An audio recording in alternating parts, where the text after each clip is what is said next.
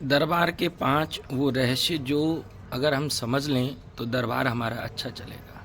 दरबार फेल क्यों होते हैं? क्योंकि दरबारों को चलाने के लिए हमारे पास जो रहस्य हैं या जो विषय हैं, जो बिंदु हैं, जिनकी वजह से हम जिनका पालन नहीं करते या जिनके बारे में हम नहीं जानते, तो हमारे दरबार फेल हो जाते हैं। तो ऐसे दरबार फेल ना हो उसके लिए हम क्या करें? तो वो 5 मैं आज अब बातें आपको बता रहा हूँ, बहुत सावधानी से समझिएगा।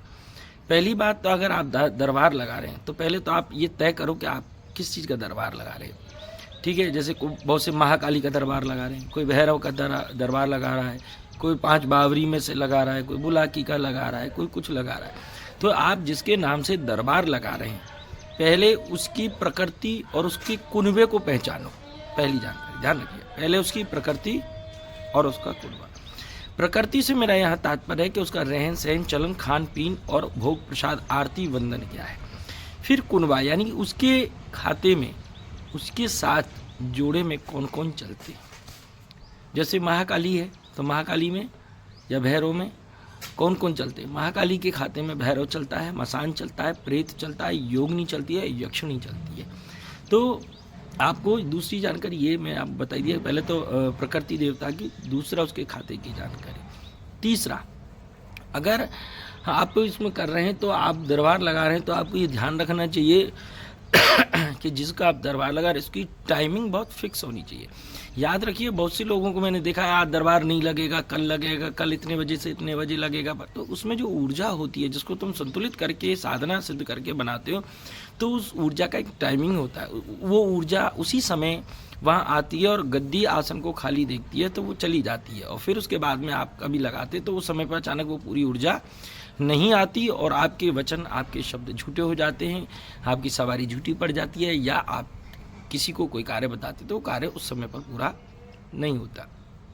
अगर आप अपने दरबार को सही चला रहे हैं, तो जैसे काली का दरबार चला रहे हैं, बगला से चला रहे हैं, भैरव से, तो उसके कुनबे को जब तक तुम सिद्ध नहीं करोगे तब तक आपकी कोई बातें नहीं होंगी। क्योंकि याद रखना है, एक कलेक्टर एक जिले में एक होता है, ठीक है। और आप अगर साधना कलेक्टर की कर रहे हैं, क्योंकि आप जिसकी साधना कर रहे हैं वो अपने आप में कलेक्टर है।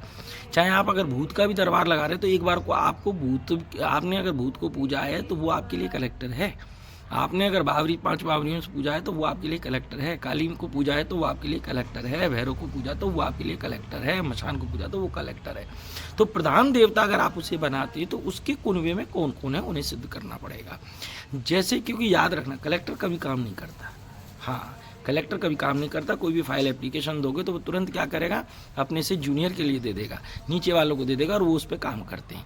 समझ में आई? तो इस तरीके से उनके कुनबे में आप, जैसे काली को करना है तो काली का कुनबा कौन है, भैरव का कुनबा कौन है, ये आपको जानना है। और काली के कुनबे में कौन है, भैरव है, मशान है, प्रेत है, योगनी है, यक्षिणी है। इस तरीके से उनका कुनबा होता है। ऐसे ही भैरव में होता है। भैरव का सहायक भैरव कौन सा है, उसका क्षेत्रपाल कौन सा है, उसका मशान कौन सा है, उसका प्रेत कौन सा है, हाँ, उसकी योगनी कौन सी, उसकी भैरवी कौन सी है, ये तुम्हें जानना होता है। इन सबको जान लोगे तब जाकर के तुम पूरे भैरव को आप समझ सकते हो या पूरे दरबार को ढंग से चला सकते हो। अब आपने मान लिया मशान को बना लिया प्रधान कलेक्टर के, भी मेरे तो मशान है, तो अब आपको ये जानना पड़ेगा उस मशान का गुरु कौन है, मशान किस कुलवंश का है, मशान किस परंपरा का है, मशान का प्रकृति क्या है, मशान के खाते में क्या है, मशान ने किसको सिद्ध किया था, मशान की स्थान कहाँ है। तो ये सारी चीज़ें आपको मशान में सिद्ध करनी पड़ेंगी, और मतलब मशान के बारे में जानकर फिर दरबार आपको चलेगा। अगर ये चीज़ें आप कर रहे हैं, ये चीज़ें अगर आप चला रहे हैं, तो आपका दरबार कभी खाली नहीं हो सकता। याद रखिए, दरबार को प्रधानता से, मुख्यता से अच्छी भीड़ के लिए, अच्छे विश्वास के लिए, लोगों का काम हो, आपके दरबार का आपका नाम हो, तो उसके लिए जिस किसी का भी दरबार आप चला रहे तो हमेशा उसके कुनबे को साधो। याद रखिए, उच्च कोटि के देवता भूत प्रेत को नहीं पकड़ते, भूत प्रेत को भूत प्रेत ही पकड़ता है, ओगढ़ को ओगढ़ ही पकड़ेगा, मशान को मशान ही पकड़ेगी, देवी को देवी ही पकड़ेगी, भैरव के भैरव ही पकड़ेंगे। अब तुमने साधना कर रखी है मशान की, तुम भैरव को पकड़ने जा रहे हो, कैसे पकड़ोगे भाई, कैसे पकड़ोगे बताओ। भैरव तो बाप है मशान का, क्योंकि भैरव उपासक ही मशान बनते हैं, या महाकाली के उपासक ही मशान बनते हैं, कैसे पकड़ लो क्या। फिर आपने सोचा कि नहीं चलो यार मसान को पकड़ो, और आपने किसी प्रेत को सिद्ध कर रखा है, कैसे पकड़ोगे आप बताओ भाई? प्रेत क्या है और मसान क्या है? एक मसान हजारों प्रेत रखता है अपने पास, क्योंकि जो औघड़ मसान होता है वो गुरुपद का होता है। वो पहले ही अपने मरने से पहले ही 10-20 प्रेतों को सिद्ध कर चुका होता है। जब वो मरता है उसके बाद में 10-20 की फौज अपने खाते में लेकर खड़ा होता है। वो कैसे प्रेत से पकड़वा लेंगे? तो इसलिए अगर आप दरबार लगा रहे हैं तो बहुत सावधानी से समझिए। अगर आप माँ काली का दरबार लगा रहे हैं तो काली का भैरव सिद्ध करो, काली का मसान सिद्ध करो, काली की योगिनी को सिद्ध करो, काली की यक्षिणी को सिद्ध करो, काली का क्षेत्रपाल सिद्ध करो, काली की चौगानन को सिद्ध करो। ऐसे करके पूरे उनके कुनबे को सिद्ध करना होता है। पूरे कुनबे में, महाकाली के कुनबे में मुख्य रूप से 5 लोग रहते हैं, तो उन 5 को सिद्ध करना अनिवार्य होता है। ऐसे भगवान भैरव के भी कुनबे में 5 लोग होते हैं, उन्हें सिद्ध करना अनिवार्य होता है। जब तक आप इन्हें नहीं करेंगे तब तक आप किसी चीज़ को सिद्ध नहीं कर सकते। तो इसलिए आप अपने दरबार को अगर सफल बनाना चाह रहे हैं तो आप इसे ज़रूर करें।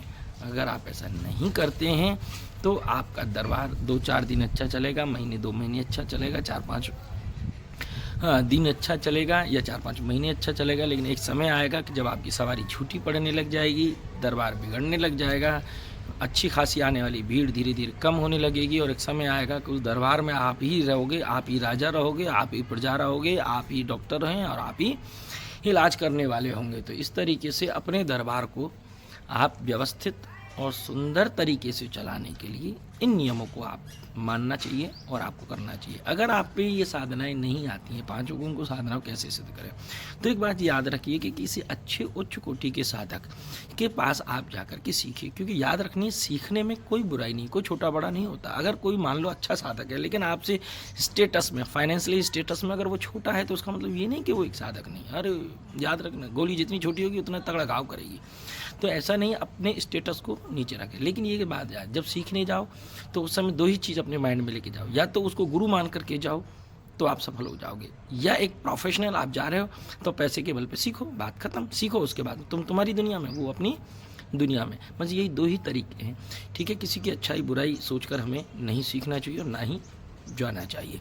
तो ये आप कर सकते हैं, सीख सकते हैं अपने दरबार को अच्छा चलाने के लिए। जय महादेव, जय माँ तारा।